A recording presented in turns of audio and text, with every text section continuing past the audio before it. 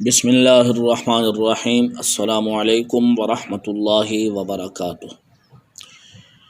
میرے پیارے مسلمان بھائیوں، میں نے وہ چیزیں بیان کر دی تھیں جو وضو کو توڑ دیتی ہیں۔ ایک دو مسئلے رہ گئے تھے، وہ اب سماعت فرما لیں۔ مسئلہ نمبر 1، آیا کہ انجیکشن لگانے سے وضو ٹوٹتا ہے یا نہیں ٹوٹتا؟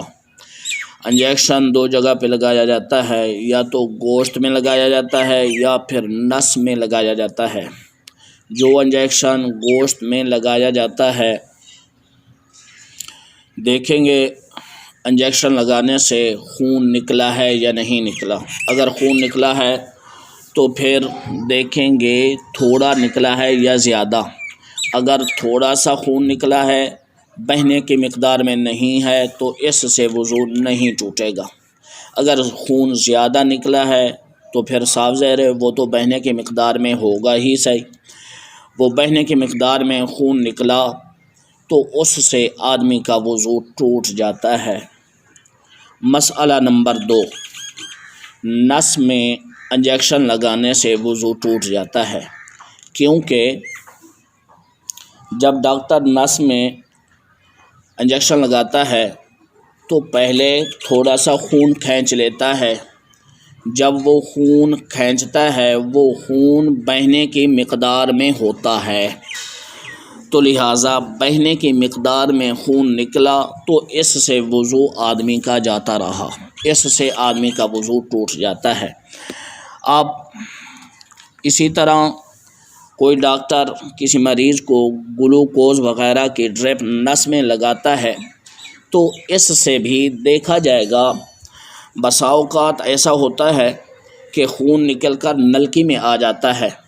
اگر خون نکل کر نلکی میں آ گیا اور وہ بہنے کی مقدار میں ہے تو پھر تو اس آدمی کا وضو جاتا رہے گا، اس آدمی کا وضو ٹوٹ جائے گا۔ اگر خون نکل کر نلکی میں نہیں آیا تو پھر آدمی کا وضو نہیں ٹوٹے گا۔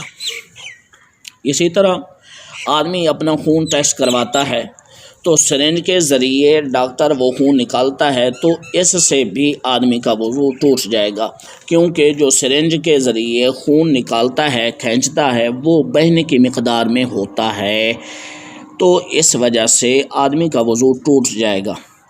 اب یہ خون جو ہے یہ پیشاب کی طرح ناپاک ہوتا ہے۔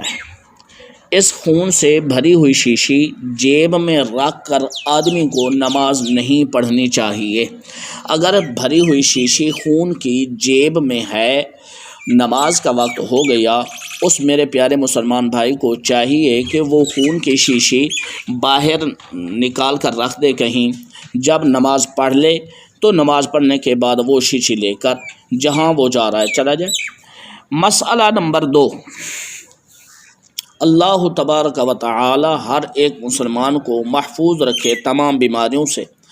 اگر کسی آدمی کی آنکھ میں تکلیف ہو جاتی ہے، پھوڑا وغیرہ بن جاتا ہے، تو اس کی تکلیف کی وجہ سے جو آنکھ سے رطوبت نکلتی ہے، پانی نکلتا ہے، اس آنکھ کو تکلیف ہے، تو وہ دکھتی ہوئی آنکھ سے جو پانی نکل رہا ہے وہ پانی پلید ہے، تو اس سے آدمی کا وضو ٹوٹ جائے گا۔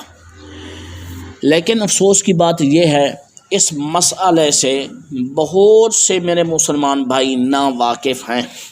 آنکھ کو تکلیف ہو جاتی ہے، پھنسی وغیرہ بن جاتی ہے، تو وہ پھنسی کی وجہ سے دکھتی ہوئی آنکھ سے جب پانی نکلتا ہے، یا تو آستین سے وہ پانی پونچھتے ہیں یا پھر کرتے کے دامن سے وہ پانی صاف کر لیتے ہیں، پونچھ لیتے ہیں۔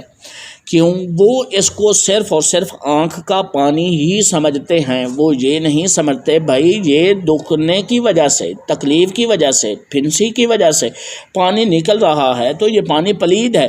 ناواقفیت کی بنا پر وہ آدمی اپنے آستین والا کپڑا بھی پلید کر لیتے ہیں، اور جو کرتے کا دامن ہے اس کو بھی آدمی پلید کر لیتے ہیں، یہ پانی صاف کرنے سے۔